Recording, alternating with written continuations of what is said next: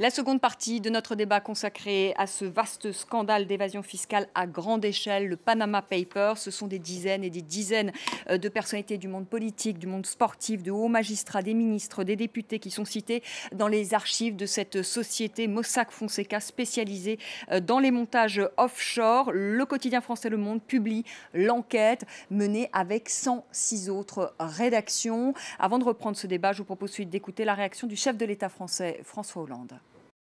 Ces informations, ces révélations confirment qu'il est possible de lutter contre la fraude fiscale.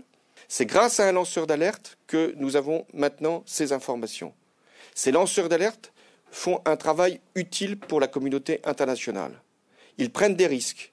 Ils doivent donc être protégés. Mais ce que je peux vous assurer, c'est qu'à mesure que les informations seront connues, toutes les enquêtes seront diligentées, toutes les procédures seront instruites et les procès éventuellement auront lieu. Alors si je puis dire, c'est une bonne nouvelle que nous ayons connaissance de ces révélations parce que ça va nous faire encore des rentrées fiscales de la part de ceux qui ont fraudé. Pascal Boniface, ce qu'il faut dire, c'est que ces révélations ont aujourd'hui des conséquences dans certains pays, notamment en Islande. On va voir ces images en direct de Reykjavik, qui est la capitale de l'Islande, où des milliers de personnes réclament ce soir la démission du Premier ministre islandais qui serait impliqué dans ce scandale. C'est très difficile de rester au pouvoir vu la mobilisation. Et c'est un phénomène global partout dans le monde, de façon bien sûr différente, mais partout dans le monde, le mouvement anticorruption est l'un des mouvements les plus puissants. Toutes les sociétés civiles, c'est vrai dans tous les pays, selon le degré bien sûr d'autonomie des sociétés civiles, protestent contre la corruption. Là, il y a vraiment un mouvement global parce qu'elle est de plus en plus connue et elle paraît de plus en plus inacceptable parce qu'il y a de plus en plus de révélations. Il est de plus en plus difficile de la rester cachée. Et donc là, en fait, tous les dirigeants, quels que soient les partis et quels que soient les pays qui sont mis en cause, vont voir leur popularité baisser. C'est également le vrai. Poutine va voir sa popularité baisser. Bien sûr, il ne va pas être renversé comme en Islande. Bien sûr, en Syrie, la priorité n'est pas de lutter contre la corruption, c'est d'amener la paix. Mais on pourra plus traquer les biens du clan Assad et peut-être les saisir. Donc, pour lutter contre cela, c'est quand même une plus grande facilité. Et puis, il faut aussi quand même faire pression sur tous les pays qui hébergent ces comptes-là. Et on ne peut pas dire que l'on peut prendre des sanctions contre la Russie à propos de l'Ukraine et pas prendre de sanctions contre Panama si Panama ne fait pas un vrai travail de transparence, si Panama refuse de coopérer, parce que c'est non seulement injuste, mais c'est dangereux. On ne sait pas ce qu'il y a. Il peut y avoir un tas de trafic qui se cache derrière cela. Donc, aux côtés de la simple fraude fiscale qui est déjà inadmissible en tant que telle, il y a quand même un problème de sécurité pour le pays. Et donc, on ne peut plus faire comme auparavant, parce que des tas de scandales ont eu lieu auparavant, et puis on a fait comme si de rien n'était, on est revenu. L'étau se resserre quand même sur les fraudeurs, l'étau se resserre sur les paradis fiscaux. On l'avait déjà dit après 2001, attention, les paradis fiscaux peuvent être des moyens d'héberger des fonds terroristes. Et puis on était passé à autre chose parce que finalement l'intérêt à court terme avait prévalu sur l'intérêt à long terme. Là, je pense quand même qu'on a atteint un point de non-retour et qu'on ne pourra plus faire comme si de rien n'était, tout simplement parce qu'il y a, ce que les images que l'on voit là, il y a une colère populaire et une colère populaire qui va se développer à l'échelle mondiale. Christophe Ayad, vous nous disiez hors antenne, vous avez travaillé aussi avec des journalistes russes. Alors on imagine bien que le pouvoir, et vous le disiez Pascal Boniface, de Vladimir Poutine, évidemment ne sera pas inquiété, en tout cas ses amis qui sont impliqués. Vous avez travaillé avec des journalistes russes qui ont participé à cette enquête. Oui, et qui était indispensable parce qu'eux connaissent l'entourage de Poutine, savent qui est important. Je veux dire, il y a des milliers de noms et pour faire le tri, pour savoir qui parmi les noms des Russes qui apparaissent dans ces fichiers qui étaient proches de Poutine, c'était très important. Il fallait avoir une mémoire de ça. Et je souligne leur courage parce qu'eux vivent dans le pays et vont subissent déjà des pressions extrêmement lourdes. Oui, ils ont été désignés un peu à la vindicte dans certains médias, etc. Donc je pense que ça ne va pas être simple du tout pour eux. Maintenant, ce qui est intéressant, c'est qu'on s'aperçoit qu'effectivement, il y a... par exemple, un professeur de violoncelle qui a dirigé un temps le conservatoire de Saint-Pétersbourg, qui est le meilleur ami de Vladimir Poutine et en particulier le parrain de ses enfants, qui explique qu'il déclarait il y a à peine un an au New York Times qu'il n'avait vraiment aucune fortune, qu'il roulait dans sa petite de chevaux quasiment. Et puis on s'aperçoit qu'il fait des transactions de 80-100 millions de dollars.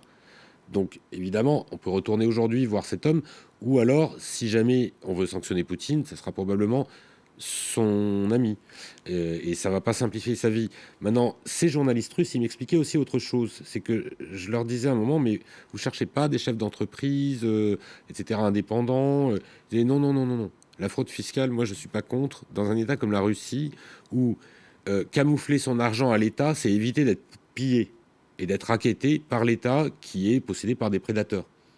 Donc, la fraude fiscale en Russie n'est pas forcément, puisqu'elle est organisée par les gens qui sont eux-mêmes l'État, lorsqu'elle touche à des privés, n'est pas forcément toujours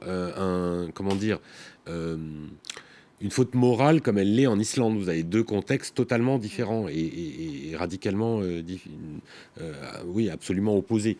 L'autre chose qui me frappe, c'est en Islande, s'il y a une telle colère, c'est que il y a eu un total effondrement du système bancaire en 2008. On s'en souvient peut-être pas, mais enfin, c'est le pays où les banques étaient allées le plus loin en dehors des États-Unis dans la course au crédit immobilier, dans la bulle immobilière qui a littéralement explosé. Or, on s'aperçoit que, en fait, le Premier ministre, qui a bénéficié de renflouement parce qu'il était lui-même lié à ce krach bancaire, camoufle aujourd'hui de l'argent. Donc là, c'est trop. Voilà, c'est là, comme le dit Pascal Boniface, c'est vraiment trop. C'est-à-dire ces gens-là qui ont emmené le pays dans la crise, qui ont bénéficié d'un renflouement, on s'aperçoit qu'ils continuent, qu'ils trichent encore. Donc, ça, c'est inacceptable pour les Mais Islandais. il va y avoir des conséquences politiques effectivement réelles. C'est que on se dirige probablement, ou peut-être en tout cas, vers des élections anticipées. Si elles ne sont pas anticipées, elles vont avoir lieu très bientôt dans les tout prochains mois. Et le parti qui est donné aujourd'hui en tête dans les sondages, c'est le parti pirate. Qui a fait de la transparence et notamment même du hacking une forme de profession de foi. Donc ça serait une première en Europe que de voir accéder le parti pirate au gouvernement. Ouais. Presque certain que en tout cas, ce gouvernement pourrait tomber en Islande. D'autant qu'il y a d'autres ministres aussi qui sont impliqués. Il n'y a pas que le Premier ministre. Ça commence à faire, c'est sûr, un peu beaucoup. Eva Joly, en direct de Bruxelles. Ce qu'on voudrait savoir ce soir, c'est qu'est-ce qui a été fait jusqu'à présent dans la lutte contre les paradis fiscaux. On en est où aujourd'hui Alors, le thème est d'actualité depuis très longtemps. Ici, depuis LuxLeaks au Parlement européen, nous avons une commission spéciale qui est chargée de mettre sur la table l'étendue du problème. Le Parlement a pu établir, notamment grâce au Vert, cette commission. Nous avons rendu un rapport avec des recommandations fortes au mois de novembre. Et nous continuons à travailler. Et évidemment, le Panama Leaks va influencer sur notre travail et sans doute prolonger notre mandat. Parce que nous voyons bien que tout ce qui a été fait jusqu'à maintenant est resté lettre morte parce que les forces qui veulent maintenir les paradis fiscaux sont tellement fortes. C'est qui ces forces qui veulent maintenir les paradis fiscaux? C'est qui? Ce sont des hommes politiques? Ce sont des entreprises? Alors, c'est qui? C'est assez facile à comprendre. Vous avez d'un côté les multinationales qui arrivent à ne pas payer d'impôts grâce au montage qu'ils font dans les paradis fiscaux.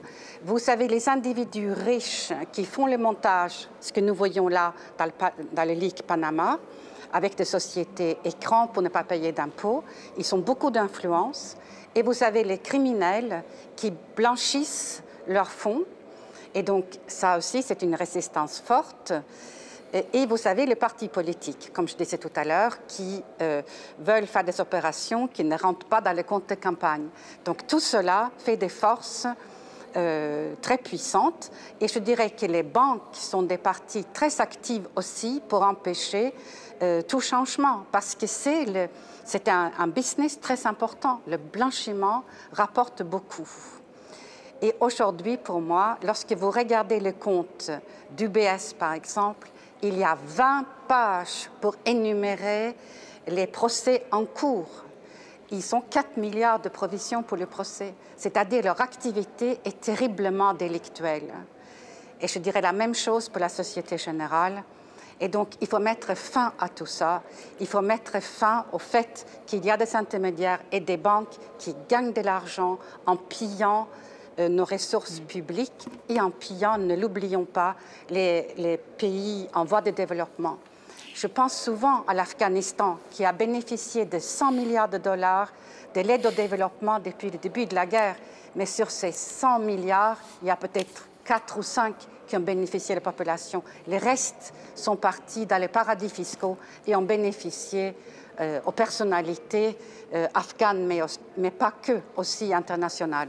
Il y a combien de paradis fiscaux et donc, ça aujourd'hui? empêche la construction de ça empêche la construction de la paix.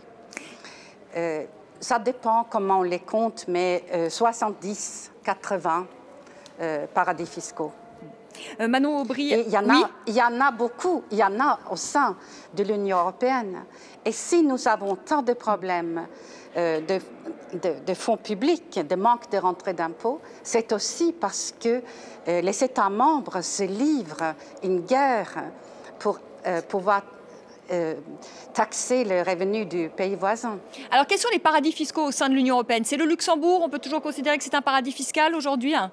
Le Luxembourg est un paradis fiscal, le Pays-Bas est un paradis fiscal, l'Angleterre avec les îles du Canal est un paradis fiscal. Et donc ça, vous avez aussi des plus petits comme Monaco. Et c'est aussi, ce qui est grave au sein de l'Union européenne, c'est que l'alliance entre le Pays-Bas, qui actuellement préside le Conseil, et Luxembourg a empêché la régulation financière d'évoluer parce qu'ils protègent ce privilège. Aujourd'hui, le Luxembourg et les Pays-Bas tirent beaucoup de revenus de leur activité de paradis fiscal. Manon Aubry, que dire de la loi en France, la loi Sapin 2 pour la transparence et la lutte contre l'évasion fiscale? C'est une loi qui va dans le bon sens aujourd'hui? Hasard du calendrier, je ne sais pas si vous vous étiez concerté avec le ministère des Finances. C'est vraiment, mais elle a été présentée au Conseil des ministres mercredi dernier. Elle sera débattue en effet dans les prochaines semaines, d'ici fin mai au Parlement. L'intitulé de la loi, c'est une loi sur la transparence. Et je me demande encore ce qu'il va y avoir dedans en termes de transparence. Il y a deux éléments importants en lien avec la lutte contre l'évasion fiscale en matière de transparence. Le premier, c'est établir un registre des bénéficiaires effectifs. Ça paraît barbare, mais en fait, c'est savoir qui se cache derrière les sociétés écrans. Donc, il y a une société qui a été créée par Mossack Fonseca, qui est derrière, au final, si c'est Michel Platini ou autre. La France devrait mettre en place un registre public. On nous avait dit au début qu'elle le ferait dans le cadre de la loi transparence. A priori, ce ne sera pas dans le cadre de la loi transparence, mais on espère qu'elle mettra bien en place un registre public. La Commission européenne avait élaboré une directive en ce sens, mais elle laissait à l'appréciation des États si l'accès public à ces données. Donc tous les pays vont mettre en place des registres. Ils seront publics ou non en fonction des pays. Donc c'est un élément. Un deuxième élément... La protection des lanceurs d'alerte. On le dit quand même parce que c'est important, ça. Parce que finalement, s'il n'y avait pas eu ce lanceur d'alerte, Christophe Ayad n'aurait pas pu, avec tous ces autres journalistes, 317 autres journalistes, travailler sur ces documents. Et ça, c'est important. C'est-à-dire leur donner un avocat, leur donner une protection juridique. C'est en effet crucial. Là, je ne souhaiterais pas être à la place de cette personne qui a révélé ces informations. Je mentionnais le sort malheureux d'Antoine Deltour qui a révélé LuxLeaks et qui risque 5 ans de prison au Luxembourg dans les prochaines semaines. Son procès, il sera jugé. Donc c'est évidemment important d'avoir une protection des lanceurs d'alerte. Aujourd'hui, la protection prévue par la loi est assez faible. Elle ne prévoit pas un statut unique des lanceurs d'alerte pour l'ensemble des questions possibles, parce qu'il y a des questions de corruption, des questions de fraude fiscale, etc. Elle ne prévoit pas un accompagnement global. Donc il y a encore du travail à faire. Je sais que le ministère potentiellement sera prêt à aller plus loin dans un statut unique des lanceurs d'alerte. Et si je peux me permettre un dernier point sur la loi transparence, qui est important quand on parle de transparence, c'est aussi savoir, et le Parlement européen a été très actif sur ce sujet, c'est savoir aussi ce que font les multinationales dans les paradis fiscaux. On parle d'opacité financière, on a peu d'informations sur les paradis fiscaux. Je parlais des bénéficiaires effectifs des sociétés écrans. La question se pose aussi pour l'activité des multinationales dans les paradis fiscaux. On ne sait pas aujourd'hui quels sont leurs bénéfices, quelle est leur activité réelle. Il faudra faire un reporting pays par pays, c'est ça, c'est à chaque fois, voilà, un reporting public par pays. Mais ça, Michel Sapin n'a pas voulu aller jusqu'au bout. Exactement. De peur de pénaliser, il faut quand même le dire, les entreprises françaises et la compétitivité de ces Exactement. entreprises. Et la Commission européenne devrait présenter quelque chose le 12 avril, mais a priori qui ne comprendra pas les pays hors Union européenne, donc pas le Panama, pas Jersey, pas les Bahamas et pas tous les pays les plus pauvres qui perdent le plus dans ces schémas d'évasion fiscale. Et ce qu'il faudrait faire également, peut-être Pascal Boniface, c'est qu'il y ait une harmonisation peut-être fiscale au niveau européen. C'est-à-dire que si tous les pays européens, il y avait le même impôt sur les sociétés... Ça fait 30 ans qu'on dit ça. Pourquoi des fleurons du CAC 40 sont cotés aux Pays-Bas alors que c'est vraiment des sociétés extrêmement importantes. Et là, je crois qu'il faut... Le Parlement européen fait un boulot vraiment utile, mais il faut élever la pression sur les Pays-Bas, sur le Luxembourg, pour dire que c'est plus acceptable. Et là, je crois qu'il y a une bataille de l'opinion, parce que les gens en ont marre, tout simplement, et que de plus en plus, il y a une mobilisation, et que le travail que fait la presse, les ONG et les sociétés civiles, c'est par ce biais-là qu'on pourra faire pression pour dire non, c'est plus possible. On ne peut plus accepter que le Luxembourg ne joue plus les règles au sein de l'Union européenne au bénéfice d'une tradition ou d'une exception, ou qu'on regardait ça avec amusement auparavant, en souriant en coin, mais ça n'est plus acceptable devant l'épuisement des finances publiques, devant le fait qu'il manque de l'argent dans les caisses pour des besoins immédiats en termes sociaux, etc. On ne peut plus accepter que des gens qui gagnent des fortunes immenses échappent en plus à leurs devoirs de citoyens et d'impôts et cachent cela. C'est que donc, au-delà du crime, au-delà de la corruption, c'est juste un problème vraiment de transparence, d'équité. Et donc pendant trop longtemps, on a jeté un voile pudique en disant bon, c'est pas si grave, finalement ça roule quand même, etc.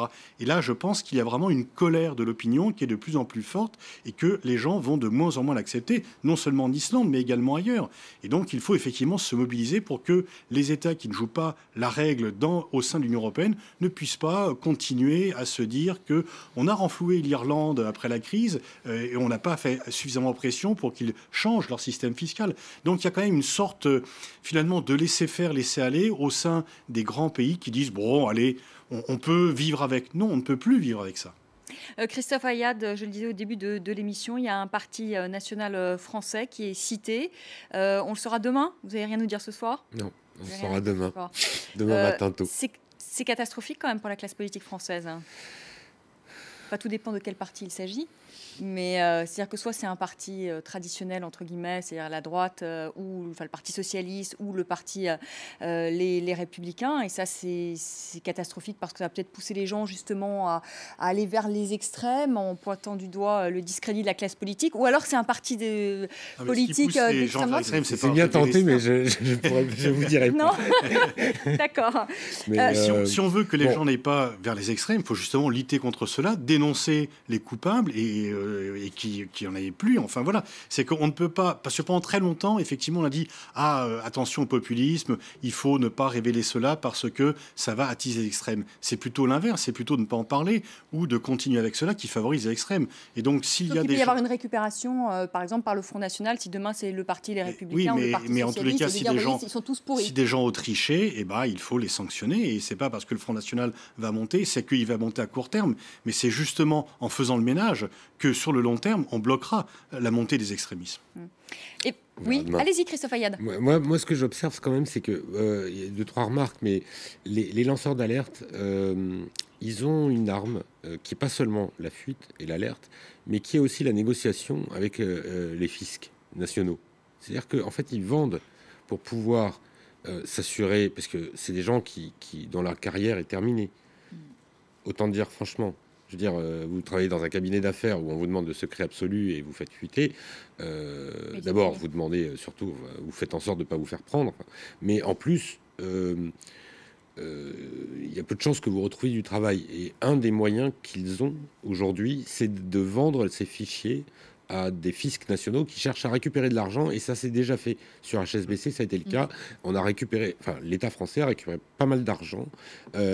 Moi, je pense qu'il commence à y avoir une peur du gendarme. Et c'est vrai que Manon a raison, les armes sont de plus en plus sophistiquées, les sociétés écrans de plus en plus compliquées, mais les risques de fuite de plus en plus grands aussi, parce que à cause de l'informatisation, du fait que toutes les données se retrouvent à un moment passer par un tuyau, ça peut échapper. Et ça, c'est ce qui s'est produit avec Mossack Fonseca. Il y a 2 autres sociétés panaméennes qui ont dû se dire ouf, c'est pas nous, mais enfin qui, je pense, ont dû revoir leur système informatique de près. Ce qui pose quand même problème si l'accès à ces informations repose uniquement sur des fuites de lanceurs d'alerte. Évidemment, on applaudit quand ces fuites arrivent, mais de nouveau, là, on a, je ne sais pas, 1%, 0,5% de la finance internationale et de ce qui se passe véritablement. Et des dirigeants mondiaux, c'est-à-dire qu'on croit que c'est Poutine, Assad et les 12 qui sont cités, chefs d'État, dont 6 en exercice, mais à mon avis, il y en a beaucoup plus. C'est juste qu'ils ont choisi d'autres sociétés, d'autres paradis, d'autres cabinets. Donc voilà, ce n'est qu'une idée de ce qui se produit et non pas c'est la totalité. Il ne faut pas que les gens pensent que ça y est, on a découvert tous les voleurs. Non, mais il y a aperçu. Il y a quand même un effet dissuasif, c'est-à-dire que les gens vont quand même se dire l'impunité c'est terminé. Donc tous les coupables ne seront pas pris, mais l'impunité totale c'est quand même terminé. Eva Joly, le mot pour vous, l'impunité totale c'est terminé. Vous êtes d'accord avec Pascal Boniface? Pardon, je n'ai pas entendu votre question. L'impunité totale c'est terminé, c'est ce que dit Pascal Boniface. Vous êtes d'accord avec ça? Je pense que c'est très pédagogique et je pense que cette idée, elle est dans l'air depuis très longtemps, mais devant l'appât du gain, elle ne résiste pas. Et donc, il faut bien comprendre que les paradis fiscaux, c'est au cœur du système, ça rapporte, le blanchiment rapporte, et il faut s'attaquer à ce cœur du système à travers les facilitateurs et à travers les banques. C'est ça notre tâche. Et pour notre ministre des Finances, pour M. Sapin, c'est de blacklister immédiatement Panama, ce qui arrêterait le flux en direction de ce paradis fiscal particulier. Merci à tous les quatre d'avoir participé à ce débat. Merci Christophe Ayad, on vous lira évidemment demain parce qu'on veut évidemment tous savoir quel est ce parti national français qui est dans ces fichiers. Oui, puis après-demain, vous aurez des Chinois. Et puis après-demain, oui, ça va durer là, une semaine. Enfin, le marché de l'art, tout ça. Ouais, ça va être toute une semaine à rebondissement. On aura de quoi parler. Merci beaucoup. Merci à tous les quatre d'avoir participé à ce débat. On accueille tout de suite Karim Yaoui, tout ce qui a fait le buzz sur les réseaux sociaux ce lundi.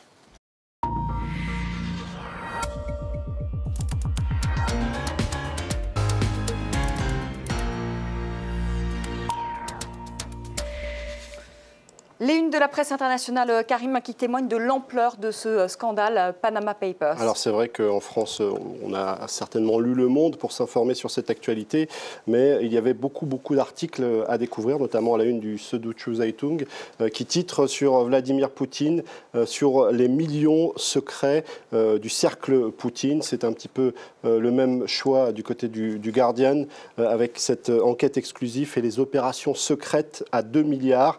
Alors évidemment, on en parle aux 4 coins du monde. Il suffit de regarder cette une d'un journal qui s'appelle Politiken, qui est un journal danois qui évoque la plus grande banque du nord de l'Europe, qui serait donc impliquée. Elle apparaîtrait dans ces documents. Elle serait derrière un certain nombre de sociétés. Donc évidemment, ça pose beaucoup de questions du côté du nord de l'Europe, mais ça en pose aussi du côté de Panama, avec ce journal Panama America, qui explique que le fondateur du cabinet Mossack Fonseca était le proche conseiller du président en exercice.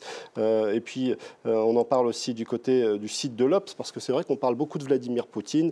On en parle et on parle de ses amis, et notamment d'un très proche qui s'appelle Sergueï Roldugin. C'est lui qu'on retrouve aussi sur cette photo parue sur le site de Ouest France. Cet homme est donc un très proche de Poutine, et son nom est cité. Jamais le nom de Vladimir Poutine n'est cité directement, mais on s'interroge sur le site du Monde sur notamment ce fastueux mariage de la fille de Vladimir Poutine. Est-il aussi passé par le Panama, s'interroge-t-on. Alors évidemment, du côté de la Russie, on balaye tout ça du revers de la main en expliquant que tout ça est une opération de déstabilisation contre Vladimir Poutine. Le site de Courrier International souligne que de toute façon, du côté de la propagande qui va se mettre en marche, c'est presque quelque chose d'assez classique que de balayer comme ça ces accusations. Évidemment, du côté de l'Occident, on cherche régulièrement à déstabiliser Poutine. À noter ce tweet d'Edward Snowden, le lanceur d'alerte, qui évoque la plus grosse fuite dans l'histoire du data-journalisme. Alors, certains lui ont reproché de ne pas avoir partagé sur Twitter une illustration avec Vladimir Poutine, parce que Snowden est du côté de la Russie, et évidemment, un certain nombre d'internautes se sont demandé s'il ne s'était pas un peu auto-censuré. En tout cas, lui a préféré publié sur son compte Twitter le visage du Premier ministre islandais lorsqu'un journaliste lui explique que désormais on sait tout sur ses activités du côté de Panama. Alors Edward Snowden a sans doute eu raison parce que sur Internet ou sur Twitter notamment, on voit ces premières images d'Islandais qui se rassemblent devant le Parlement pour exiger la démission du Premier ministre. Merci beaucoup, merci Karim. Votre chronique complète à 20h45, merci beaucoup. Merci encore à tous les quatre d'avoir participé à ce débat, merci à vous de nous avoir suivis. Très belle soirée sur notre antenne, tout de suite le journal et je vous retrouve demain soir à partir de 18h, heure de Paris.